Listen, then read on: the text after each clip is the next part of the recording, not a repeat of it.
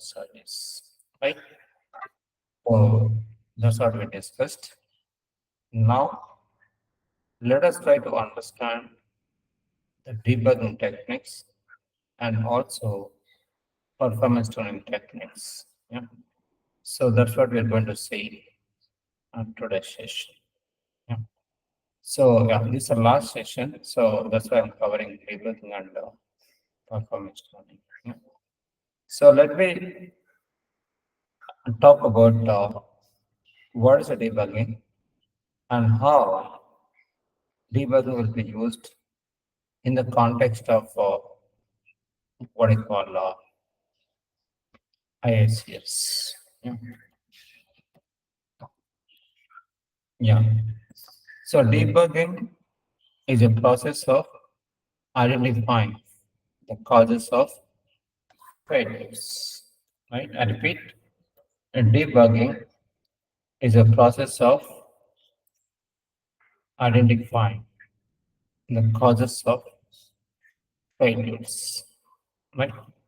So these failures could happen client side, like we can just follow blindly the architecture. Yeah? Like we have a client, app server, then server, then storage. Yeah. Like storage means data or meta layer. That's what it means. Yeah. So this is a general architecture. So that could be followed by any application, right? So client, let's say we are using Informatica Cloud link, right? DMUS, whatever. Yeah. .com. And within this, we can send any request like execute or task. Then the request will be sent to app server. By default, we will be using the Tomcat. Yeah. So which in turn will be delegated to actual server. Like we use what? Agent. And actual name will be what? Data integration server. Right? So that's what the actual name. Right?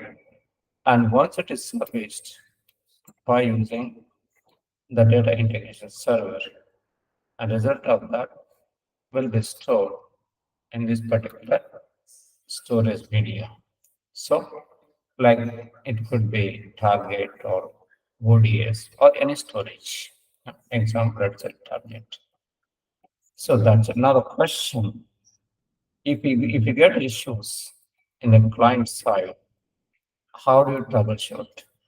That's a question, right? I repeat, if you get issues on the client side, how are we going to what? Troubleshoot. Yeah. So to answer that, so we need to start getting into what you call logging on this tool, where we can clearly see the client issues in the web itself, like file not found or exception or throw error, whatever, right? We have seen that. So in the client window itself, we could able to see why it got faulted or why it got issue, right? That's okay. Now there is no client issue, which means client log, which is a web log, you can say. Select web log to troubleshoot it. Yeah. Next, this particular request will be sent to the app server, where we can see the Tomcat over here. Now, let us say in this particular Tomcat, we could able to see Tomcat logs. Yeah. So in that, we can understand like what kind of command that has been issued by this particular Tomcat. Like we'll have what PM DTM command, like PMCMD we have in Power Center, right? Here we got PMC DTM command using which it is going to run now appropriate task. It make use of a flow session or that. Yeah? Then once it is executed, request will be sent to what agent, which is data integration server, where actual invocation of this particular task would take place over here, which means invocation of this task. Yeah? So invocation of task would take place, like whatever task, join task, whatever, right? And once it is done, there will be a storage, right? Execution of that. So it will be stored in a specified target. This is a simple way. So time flat issues, we can fix it here. And data integrity server issues, we can have session log. Here we will have any issues are there, right? We can refer what? Session log, or we can also say that there is going to be mapping task log. I repeat. So we can see what mapping task log. Yeah. So that's it. Like how one can start what you call getting into the log start, right? So that's it. Yeah. So now, so once we know the mapping task log, then any issue that we have, those things will be troubleshooted by using this. Most of the cases, we will be using this mapping task log or session log, both are same. So this log will be used in order to troubleshoot the issues in any mapping. Yes, sir. So that's what we can see as part of this particular what we call session log. And output of that will be stored here. That's it. So how many logs we have? Client log, app server log, and task log or session log. That's it. Three major logs. Now agent issues we'll see that's a different thing, but these are major log files. Now let us run and see the log and see what it contains. And can we what it call take care of fixing the issues by using this particular log file or not, right? So let us see. So we can just go to, yeah, let's create a new so that there won't be any confusion.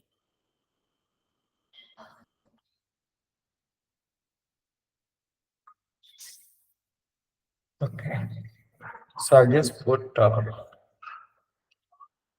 simple straight through mapping for debugging purpose only.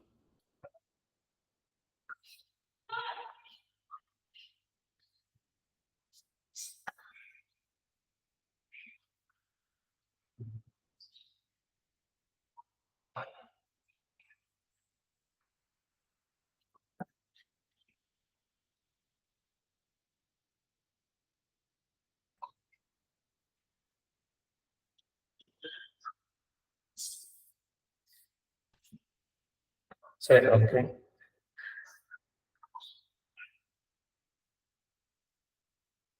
So we got three fields here. That's fine. And add a target.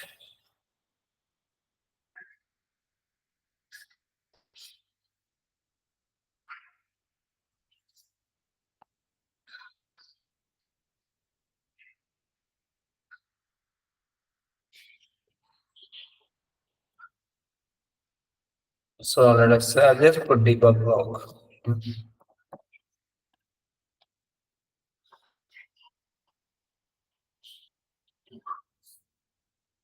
Okay. That's it. Now you can just apply the name mapping underscore debug. Right. Yes. This is one level up. First, let us look at the log, which is going to be one is what we need to look at all in a sense, like client log, observer log, server log, storage. All we need to see in this example. Yeah. So let us say we do not have the file. In that case, what happens? We could able to see the issue in the client side itself. Yeah. So let us say we got in source, we got sq1.txt. I'm just deleting it. Now file is not there. Yeah. Now let's run this. We are trying to reproduce the errors. One, client side, can Tomcat, third, session block, fourth, storage.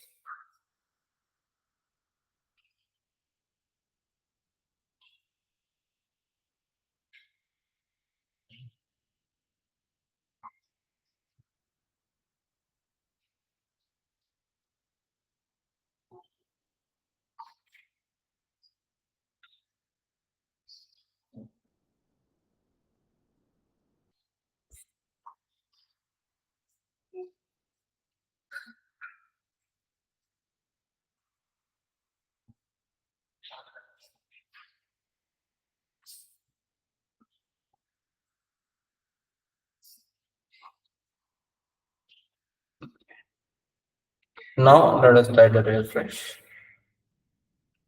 Can you see it got failed? This is a client log. Can you see, right? This does not exist. So this is going to be the client log example. Now let us try to undo this. So now file is there. It will be executed. Okay. Let us say restart again.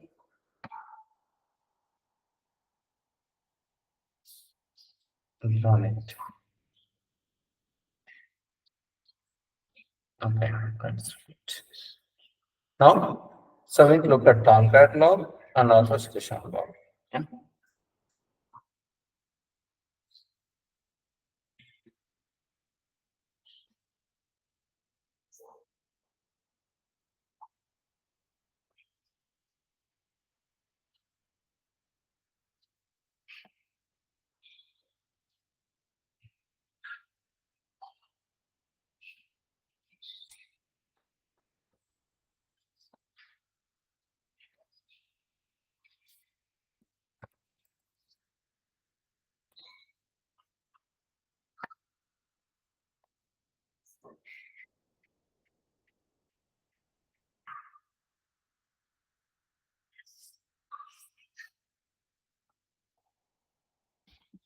Okay, so let us try to refresh this. See, all the rows got processed. Can just click on it. Okay, we can download session.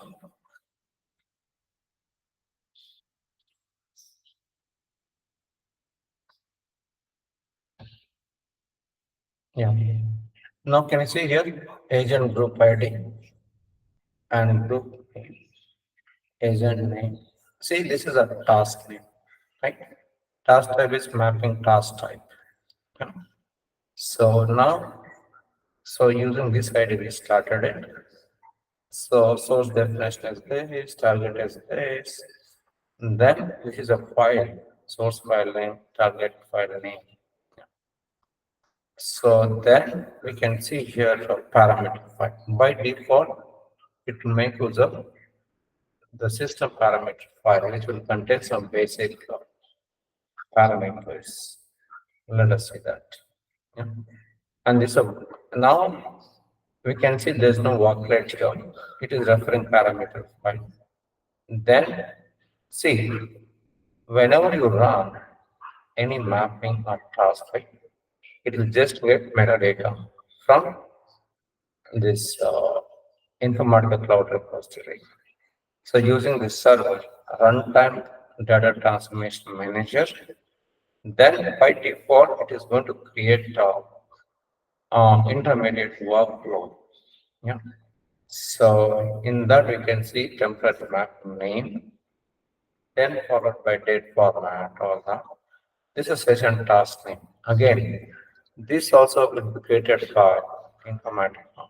We don't need to know that. So, but in local power center, we create this. Then threads, because in remember, within this session, right, or within workflow or within this task flow, right? It follows DTM architecture, which is data transformation manager architecture. In that, you will have topmost thread or process is what manager. Then, so we can have see this particular what Informatica follows parallelism technique. Like we have got pipeline parallelism and partitioning parallelism. These are the two types of parallelisms supported by Informatica, right? So pipelining means output of one will be taken as input to another. So that happens based on the buffer size. Yeah. And partitioning is divisioning of input data into multiple subsets. For example, if there are 30 rows, three partitions means 10 rows for each partition. So if one partition takes 30 minutes, then three partitions will take what? By 10 minutes. That's more or less equal to that. Yeah. So that way we could able to achieve what is called good or final levels of degree of parallelism. Yeah. So then we can see the sort order binary, then time zone or not. Then we can see count interval 10,000. That's a default. You can change that number.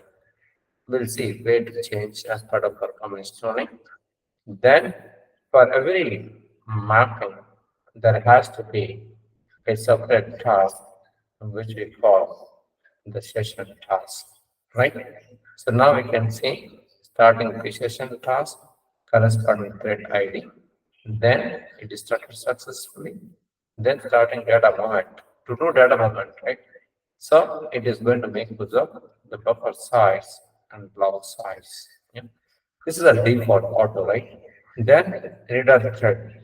See, in DTM architecture, you will have reader thread, writer thread, pre-session thread, post-session thread, mapping thread, transformation thread. We all know that, right? Those are the multiple threads. Now, the source is going to be the file based. So, which follows this Microsoft Windows that code page. Anyway, for English text, we don't need to worry about code page. For other languages, we need to worry about that. Yeah. So installation completed successfully. Then you can see thread with the ID, thread with second ID. Then we can see what appending data to bad file. Yeah. So then we have got see target file name, right? It is going to become the results of that. Yeah. So writer part is also completed. So installation part. Now execution part. Reader, writer, both started here. Then processing the data part, getting the data, 9 rows have been read, reader completed. Then we could able to see start loading data and loading also got completed successfully. At the end, we could able to see what how many rows that have been requested, how many rows that have been applied and affected the target. This is a target file, right? So that's it. Now we could able to see writer got completed. Then we have got anyway, these are the post session operations. Like once it is completed, post operation will take place. So now we can see the session load summary where the source output was 9 and from the target output was 9. So all the rows got transferred. But if there are any row level issues, can we troubleshoot just by using this log? Answer is no. Yeah. So that's where we need to start getting into what enabling debug mode. Remember that. Where do we do that? We will see. That's one thing. And next is what? There is a Tomcat log, right? Which we have not seen it. To answer that, so we need to go to a location where this particular agent got installed. So let us go to that agent location. Okay, data integration server. Within that, we can see Tomcat. Can you see here? Within the Tomcat, there's a Tomcat log file. So which means first the request will be sent to this particular what uh, content. So now we can go to end. Then within this, we can see there is a command that we executed here. Where is that? You'll have pmdtm command. You can search for it. Yes. Yes. This one, right? Yeah. Venkat is something. This one. So this is the what you call command. So this is going to be the command that will be executed. Yeah. I think you can hear me, right? Shravanti Venkat. Yeah, I can hear you. Okay. Yeah, I can hear you. Yes. Fine. So now, if we can also execute it from the command and also same thing, we can just copy and execute. Yeah. Let us understand what it contains. So this is a pmdtm command, like PMCMD in Power Center, right? So it takes runtime data transformation manager with config file, which is what pmdtm.clc. Let us see what it contains. Yeah. If you want to automate, right? So this is a way to call a command, like pmcmd we do, right? Same thing.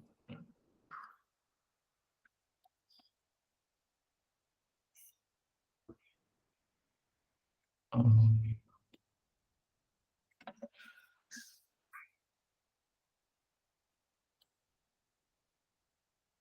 I'm just opening this file. Okay, let us see. Yeah. Can you see here config file, JVM options, all the inputs that this particular command is going to take. Yeah. We can supply them. Plus, we can also see these are the what you call OS profile or pre-built environment variables. Like it is pointing to data. So which is this one. This one.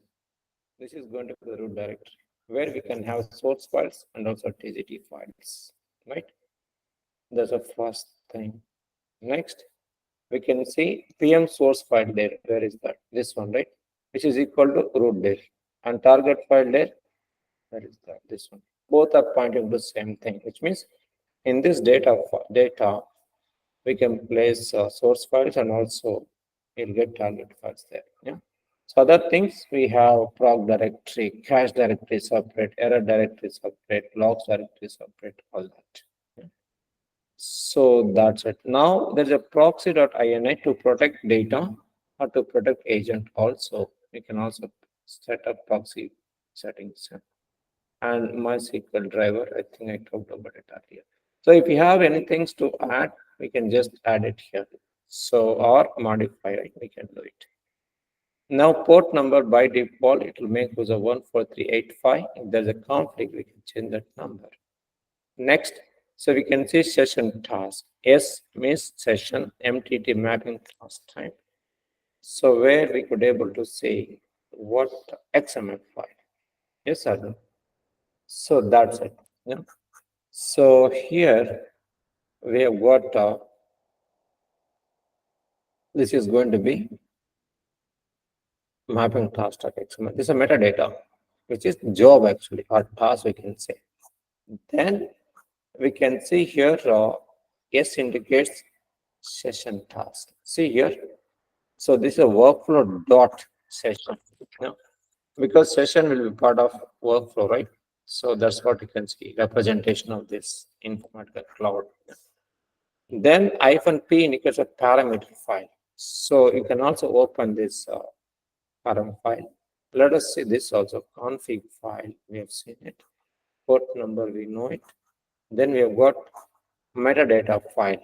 This is going to be XML where we can supply what over here to open that XML. See, so this is actually a task, you know, which is an XML form.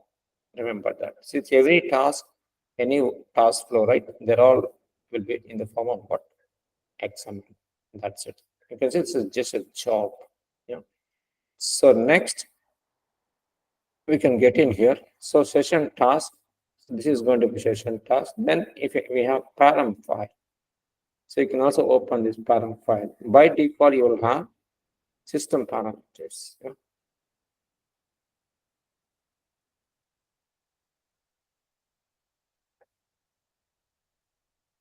See, so we can see scope, right? Under workflow, we have got a session level parameters like a runtime, run date, error file name, success file name, current task. This is a task, right? That's what we executed. Yes, sir.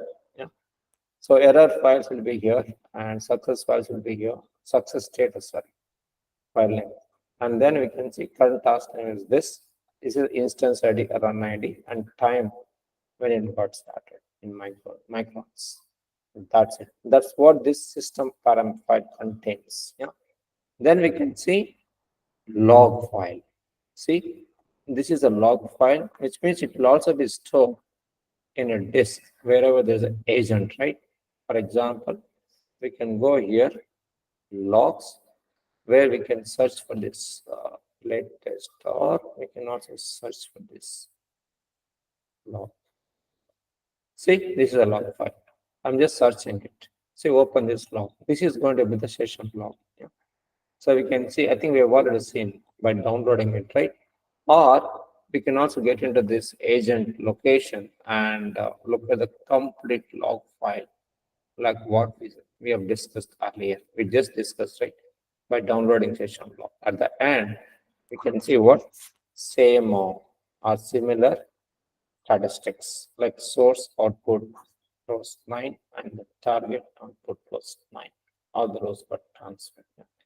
So this way we could able to understand what different types of log. We have seen client log, we have seen target log, we have seen even session log, right?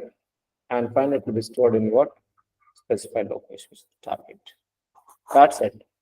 Like how we can take a look at the logs, right? Now the question, let us say, just by looking at this particular log, there are some row issues. So we need to identify row level issues. How do you do that? That's where we can enable the trace levels. So in Informatica, similar to local only, not no difference here. Local in the sense we got multiple trace levels supported by Informatica. Yeah. So like we have what you call tests, then we have what info or normal, then we have verbose in it, then we have verbose data. So which is the highest one where we could identify row level issues. For each row, you'll have what you call each column data plus metadata properties also you'll get it with this particular if you enable this. This is for initialization issues too. We can fix it. These are default informative messages which will be dumped in the log file. This is for getting the statistics to CPU disk or whatever. That's now let us try to enable this. So we can go to this particular what you call source where we have got advanced. In that we can see four log levels. If we enable this, so row level logs can be seen in this particular mapping task log or session log file. So let us try looking at that. So this way we can troubleshoot the issue. See, we came from architecture, we looked at each and every log, and then now we are trying to get into next level. In case if you want to fix the issues at row level, then we are trying to enable this trace. Yeah.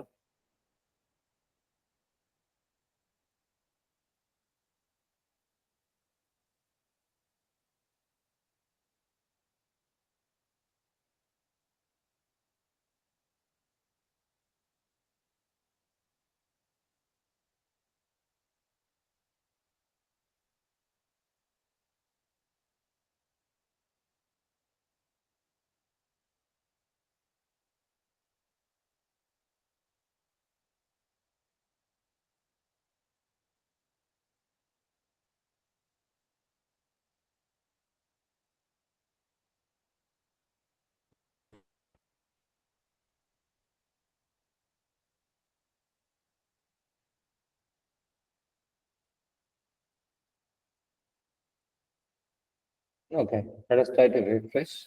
Yeah, so 9 rows only, but you can also download log from here. Let us download log. Now it would have been produced of many login messages because per row and for each column, it has to dump the data in the log. Let us see that. Yes. So this part I think we've already seen, like agent name, agent group, all that. We'll focus on where there is a difference. Yeah. So yes, pipelining, all that is on. From here it starts. Can you see here? This is going to be the metadata properties. Did we see this with a normal log? We have not seen this. See, there is a normal log, right? Can you see that? Yeah. So we cannot see that. Yeah, we can't see that, right? We are comparing. This is a first change. In a sense, we can see the column name, column type, precision, scale. If you have configured other meta properties, those things also would appear over here, right? Next, we can also see what you call target also. This is output. That's the input. That's about metadata. Next, we need to start invoking DTM, which is DTM process, which is going to be the top level process. In that, it is going to invoke one of the tasks, which is going to be the session task. So starting pre-session, all that will happen here. Read a thread, write a thread. I think we talked about that. Now, when it starts executing it, right? Can you see here the data? So it is trying to read all the 9 rows from this particular file. See, we can see file path and name, and for each row we can see the data. See here. So we can see read a thread. It is here, right? It is reading what C1 with the value 1, C2 value 2, and so on. Similarly, second row starts here. Row ID 2, right? So same thing for third row. Then so we have got all other 9 rows. See, that's it. That is about reading part. Then transfer, which is a writing part, which is out. You can see output, right? So same thing will be repeated for 9 rows. Yeah. So that's what happens in target side. Yeah. Next, once it is done, finishing, it got finished because at a thread, it is going to start loading the data onto this debug.txt. Now we can see summary information like read a thread, write a thread, all that with partitions. In case you have any statistics, right? That also can be seen here. In case you have partitions or whatever, right? That also we can see it here. And summary information also we can see here, like reader thread, 9 rows, and output 9 rows. See this much of detail we have not seen it with the normal logging level. See, this is session log. That's it. So which means enable this in case if we have any row level issues, or else don't enable it because it will produce lots of log messages which will hamper the performance. So that is why enable if needed, disable if not needed. That's it. Yeah. So that's about debugging stuff. Yeah. So So I have a question over here.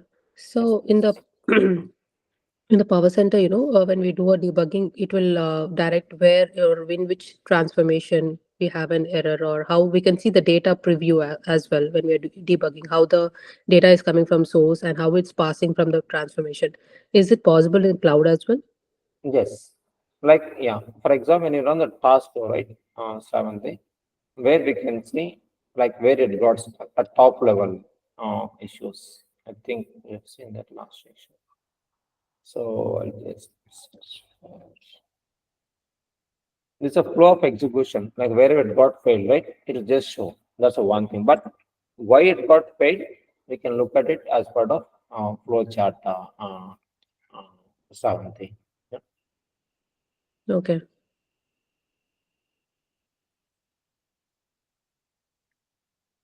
So you can just go to this My Jobs to look at existing ones.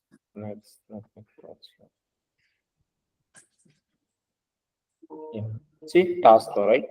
So if you click on it, then we can see the complete path of execution. Seventh. Yeah. See, it started here, executed. Green tick mark can see, right? Yeah. Wherever it got failed, right? You'll get the point where it got failed. Example, let's say Okay. here. Then why it got failed, then that we can see as part of the log. That's one thing. And second, we can also see as part of advanced view with a flow chart kind of thing. So we got two ways to identify the what went wrong. One, high level. Second, detail as part of this flow chart. Seventh. Got right? Yeah. Like in let's say task to got failed, then you can see this detail log. Right? So that's it. But what we don't have here is in Power Center, we got a parallel debugger where we can set the breakpoint and start debugging, step into, step out, to continue. So that is not there here. Why? Because we got an advanced view, right? So flow chart. So complete thing we can see. So we don't need that. So that's fine. So now we talked about the log files, how to troubleshoot all that. Yeah. Now the next question, task flow also we have seen it, and advanced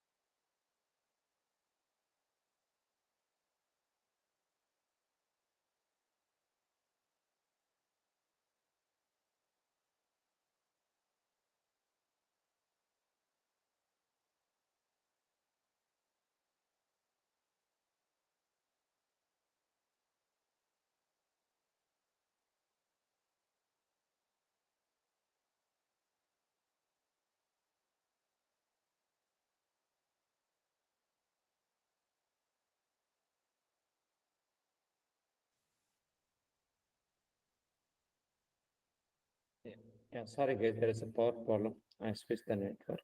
So fine. Now we know how we could debug the issues, right? Now the next question, performance tunables. Yeah. So let us understand that.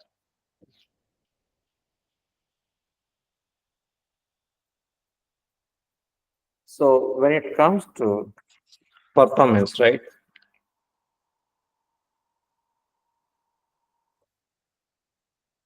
First thing, we need to identify the bottlenecks where there is a problem. Yeah. So to identify bottlenecks, let's say E, T, and L. Where do we expect bottlenecks? Primarily load side. Yes, sir. Which means let us say this is a DB, then this is aggregator, then followed by DB target. Now, what is the first thing we need to do here? So we need to start replacing this. Let's say this particular job is taking how much? 10 minutes to complete it. Yeah. Now, let us say just to identify whether there is a problem in the target, we need to replace this with what? A file. I repeat, replace database with a file. Yeah. So if you replace it, let's say if it is taking 8 minutes, which means there's a bottleneck in this particular database target. Now the question, we need to start applying what I call tunables on the target side. One tunable is what? Make sure that we specify the right commit interval, then we specify parallel load or bulk load. You know, this we need to take care. Plus proper buffer size. Yeah. So we need to take care of specifying the proper buffer size because this buff size and commit should go hand in hand. Yeah. So then we can also take care of specifying the number of partitions or whatever so that it can happen faster. And then let us say even after specifying if it's taking more time, then what we need to do?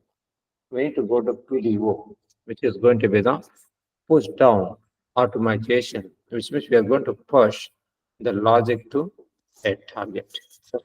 So that's what we do as part of this particular what you call applying tunables. As a result, let's say this particular job is taking, let us say, is going to take around 8 minutes.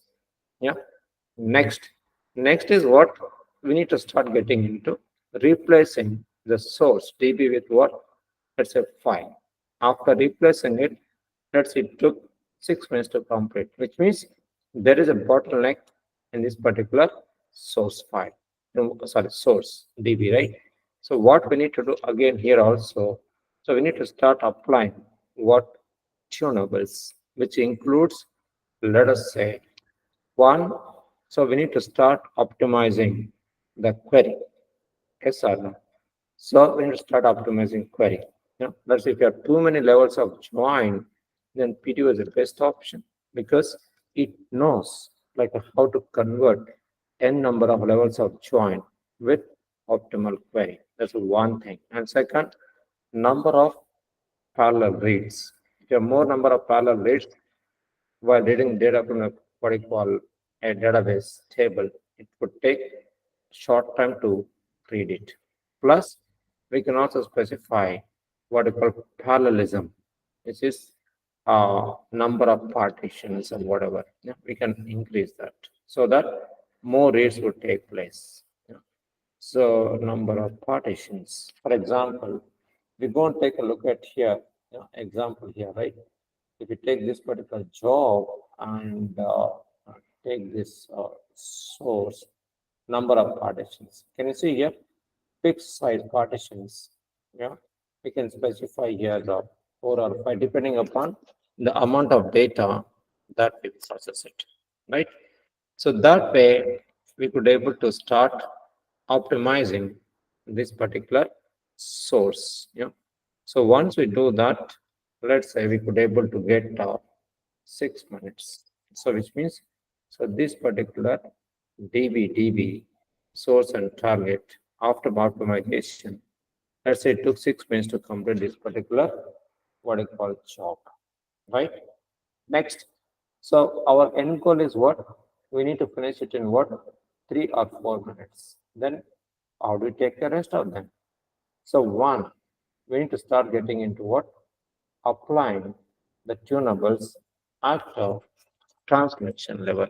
Yeah. So we need to start understanding like what are the tunables that we can apply at transmission. Where to configure, I'll talk about it. Advanced session properties are there.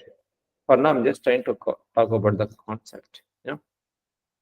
So as we all know that we perform group by operations by using aggregator transformation. So here the main thing is what index cache plus data cache is going to play a very key role over here, which means cache size. Yeah. So that we need to take care. Plus, we also have to take care of what number of partitions. Here, more partitions, aggregator can happen faster. Yeah. And then proper buffer size. These things are common, like earlier, right? We discussed. Yeah. So that's it. Once you take care of this, plus incremental aggregation, I didn't talk about it. Incremental aggregation, because what happens is in one mapping, if we have more than one aggregator, then what happens? Regrouping can be avoided if you go with what? Incremental aggregation and reinitialization cache. These are the two properties that we have for aggregation. If you set this, definitely it will be converted to, let's say, 3 or 4 minutes. Yeah. Now, if you still want to optimize, then so we need to go with what? OS level parameters, which is operating system level parameters, which includes what? Let's say stack size, yeah, then heap size, then we got number of CPUs allocation, right? Then we need to check disk IO pools, with blocks that have been written, blocks that are read, like we got IO blocks read, IO blocks written, right? That also we can set it there. Yeah. So we got top or topos command, right, in Unix. See top running process and see how many processor consume and allocate more if needed. Similarly, there's a PS process status command, right, where we can see this what memory related thing, virtual memory and physical memory, that how much it is being consumed. If it is, though we have more, but it is using less, then we can increase it here. So that way disk pools also we can say here IO disk pool command. Then I can see blocks read, blocks written. Then you can increase the block size so that, sorry, decrease the block size so that more blocks will be read and written. That's it. So these things we have to take care on the operating system side. That's it. Plus, we can, in case if we have not reached our end result, then increase what? Hardware. Yeah. So increase hardware. That's a final last thing. Yeah. If you don't have enough infrastructure, then we can increase that number of CPUs or number of physical boxes in case if you are using appropriate architecture. Let's say if you are using MPP, which is massive processing architecture, then adding physical boxes is going to play very key role over here, which is some extra computers. If you go to SNP, a symmetric multiprocessor, then in this case, we focus on what we call adding CPUs. Yeah. So that's what we do. So when it comes to what you call taking care of CPUs and adding physical boxes. Clear, right? Yes, or no? So that's it. Like how one can start what you call taking care of the theoretical part. Now, where do we configure this uh, optimal parameters? That's very simple. We can just take any task. For example, just now we built on mapping, right? Let us build a task for it.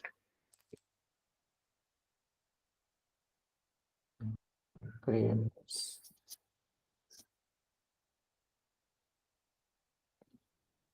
I just put tune. Yeah.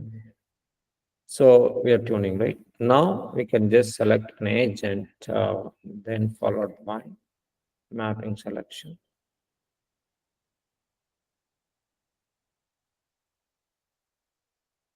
So select mapping debug.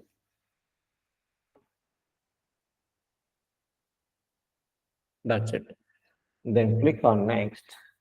No? So where we can say, I think these options we already discussed, advanced options. So here we can see like pre-parsing, post-parsing, and we can also run dynamic, max number of log file, that also we can change. Parameter part we discussed already. Execution mode by default standard. Verbose means like verbose data, we have seen it, right? It is going to dump lots of messages for all the sources and targets and transformations. Be careful while setting this. This is for ELT, push down automation stuff. Then we have got advanced session properties. So, which means here we can add session properties, parameters, sorry, session parameters. Example, see if you want to dump the log file, some other log file, session log file name, directory, we can specify. Source file directory, target file directory, so commit type. Where do you want to commit? This is the optimal thing. That's a target. Yeah. So other things are just for information, where to dump, right? Then treat source files as what, like whatever you want, let's say insert or update or whatever. the operation that we perform. And then we have got commit interval. I think we talked about, right? Example 128 block size. Yeah. Then we can start getting into what I call another property like commit and end of file, whatever. Then there is a rollback transaction on errors. Just enable or disable. Yeah. In case if you want to revert back, in case of failure, then we go with that. Then recovery strategy, in the sense, resume from the place where it got ended, restarted checkpointing, right? So that we can avoid reprocessing the ones which is already processed in the earlier run, right? And then you can see other properties like we have DTM buffer size. So here we can set depending upon the amount of data that we process, as a 512 KB or 512, you know. So then we can change that number depending on amount of data that we process. Incremental aggregation we can enable in case if we have a mapping that contains more than one aggregator in a mapping. So then we can also add other properties like reinitializing cache for aggregation. Then type retry deadlock in case we have any deadlock situations. Can you see here? SQL ELT for incompatible. This is where push down automation comes in. ELT across databases like extract, load, and transfer. But what we do ETL. Yeah. But here we load it, apply PDO so that database side execution will take place. That's it. Then we have constant based loading in the sense based on the key. We can load the data onto a target. Yeah.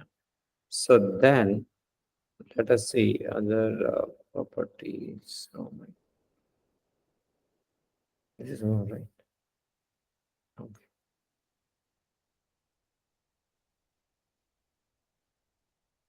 Yeah. So buffer block size you can specify line sequence the buffer 1024 bytes. We can, if you want, we can change it. So maximum memory allowed for auto memory attributes. We can increase this number also 128 whatever, like how much that we use it for floating in the sense temporary operations. Yeah.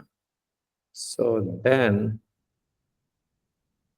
we can see here same in terms of percentage additional concurrent pipelines for parallelism. Yeah. So then if you want to add custom properties, we can do it. This is a format. It's just for debugging purpose. So then long name or what. These are error handling stuff. Yeah. Stop on errors. If you get two errors, just stop this particular task. Yeah. These are all debugging parameters. For example, if you want to capture errors in a separate log file, then we can specify what override tracing, like traceW we have, right? Verbose in it, whatever. We can specify that. Yeah. Example, dump the data for each and every row. This is a complete task with all the sources and targets and transformations will work, will be used. But dangerous, huh? Should be careful while setting this. The error log type, it could be a file or table.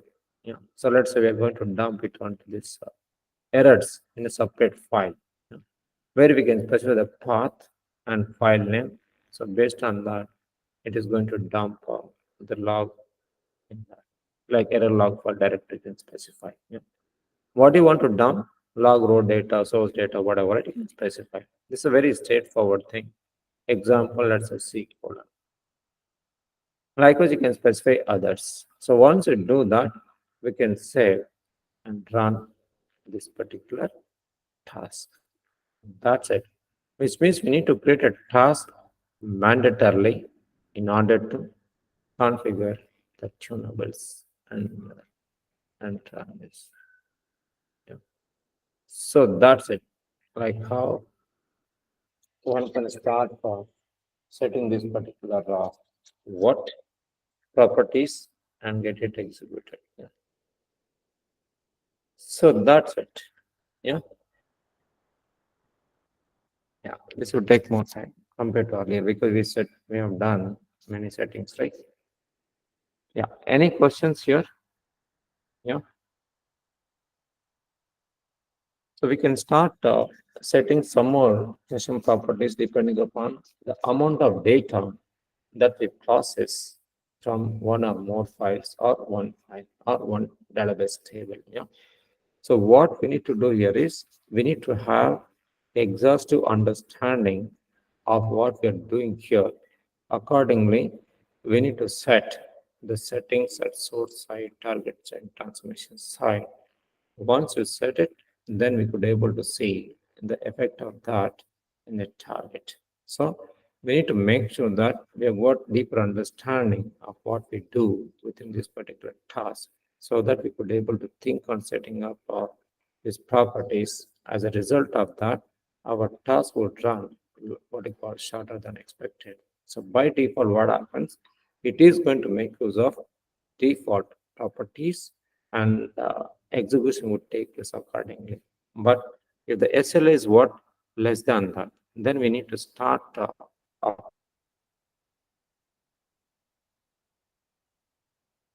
applying the tunables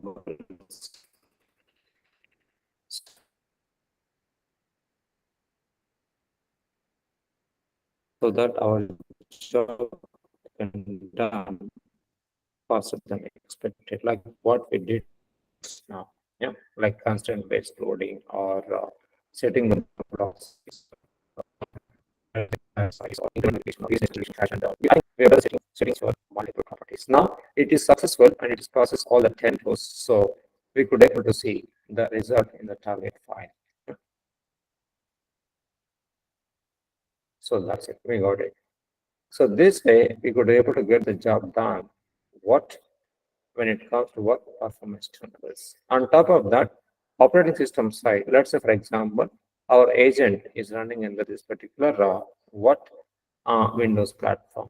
Now, Windows also we can set settings, but usually what happens is we'll be using Linux platform or any other Unix flavor platform in order to install this particular what agent and get it fine tuned. Yeah, that's what usually we do as part of this particular what you call performance stuff in agent.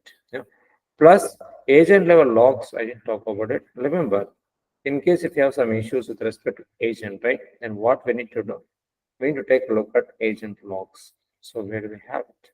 We can go to we can go back to this agent core where we got two logs, one agent core log where we can see what all the steps that it has taken to bootstrap it. Then info agent, where we can see a starting Informatica Secure agent, which is using what? Info agent.ini. So in that, we could able to see where is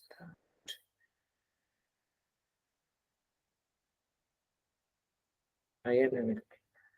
Yes, info agent. See here, these are properties of info agent INI, which is ID, org ID, password device, the production, right? Then this is the URL we are using it. Then authentication ID, token is set. On top of that, if you want to set proxy settings, then you will have proxy.ini. So here you can see proxy host, port number, username and password to protect more. This will be useful for both data and also agent also, right? And agent core config also you can see like connection timeout, all that. This also we can set it. In case if it is taking longer to start this particular agent, then increase that session time. Yeah. So that's it. So like how one can take a look at the logs for agent as well. Yeah. These are some of the factors that we need to consider in order to what debug and fine tune. Yeah. That's all about this training. So what you guys need to do is you guys can go through all the recordings and prepare questions. After that, you can just drop an email to me in case you have any kind of question. Or in case you have many questions, I'll just plan for one separate session. I'll invite all of you guys so that we can have a discussion. Any kind of question you can just ask. Or you can just send an email. I'll respond to everyone with the responses for each question. Fine. Venkat and Shravanti. Sure. Okay. So thanks to all of you. I think we covered many topics in a short time. So maybe you got stuck with your project work, whatever. Whenever you get time, right? You can just play the recordings. I think I've shared the link. Link Shravanth, Venkat. I think Shravanth I shared to you today, yesterday. I think you can just Yeah, I got it. down, just play it. Yeah. So, but that mind magic thing will be expired after 2 3 weeks. But yes, this will be there for lifetime. Yeah, fine. Okay then. So thanks to all of you and bye. Yeah.